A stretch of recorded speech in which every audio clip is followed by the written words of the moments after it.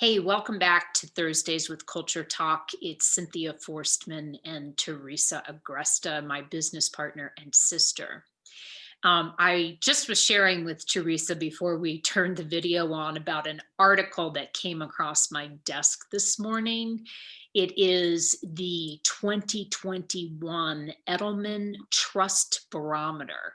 Edelman puts out every year this study of who do people trust, where do they place their trust, where do they get their information. And I was kind of blown away by seeing the report that just came out because um, it suggests that business is actually the most trusted source of information, and they surveyed 33,000 people in 61 countries to get that number. And even more, 76% of the people that were surveyed place a high level of trust in their actual employers. Wow. That is startling in terms of, what I kind of experienced is a little bit of a dichotomy. And I don't know that we would have expected it, to your point, that kind of information. I'm curious about how much it might have swung from previous years. But when you couple that with this statistic we're always hearing as business leaders, that up to 60, 70 plus percent of employees are unengaged. So we have this population, and while they may or may not be actively engaged in their job and in their work, they're listening Mm. and they care. And as business leaders and organizations step up and take a stand on some of these really important topics, it's just been like a barrage of big issues and big ideas, one after the next, that we've all had to deal with. So it's really interesting to learn that people do have a sense of trust in their organizations and they do care. And I'm curious how we could use that to, engender better engagement, and the pressure that puts on leaders around their culture.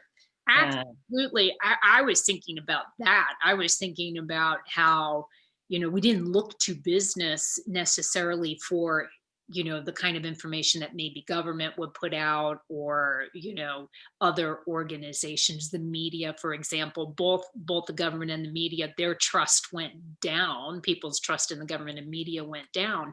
And I think there's like this reckoning that, to your point, like businesses, it's kind of a growing trend that businesses have to step up in a different way. There's this, like, one of the paragraphs says business has to embrace its broader mandate, stepping into the void, and it's sort of, if we think about things like ESG investing, or, even we sometimes talk about the transparency with which businesses need to operate now, there's just a lot of pressure on leaders to get really clear and about, then walk their talk. Actually, you yeah. can't say one thing and do another. And I think there are so many opportunities to act from that space, as opposed to putting out a press release. Mhm. Right.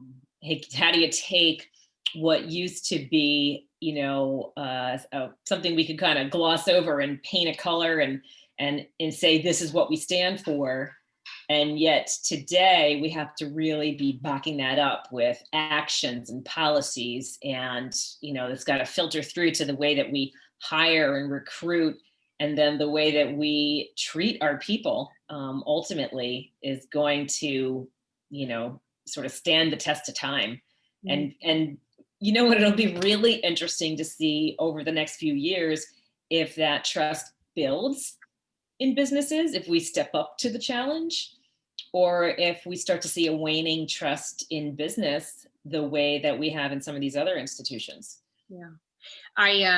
I think let's look at it as an opportunity. So if you're somebody who works with business leaders, or you are leading a business, how do you show up, and how does that translate through to the organization? Those are some of the things I think leaders are looking at. So love to hear in the comments, do you trust your employer? Do you trust your business? Mhm. Who do you trust? Big It's a questions. big Yeah. question.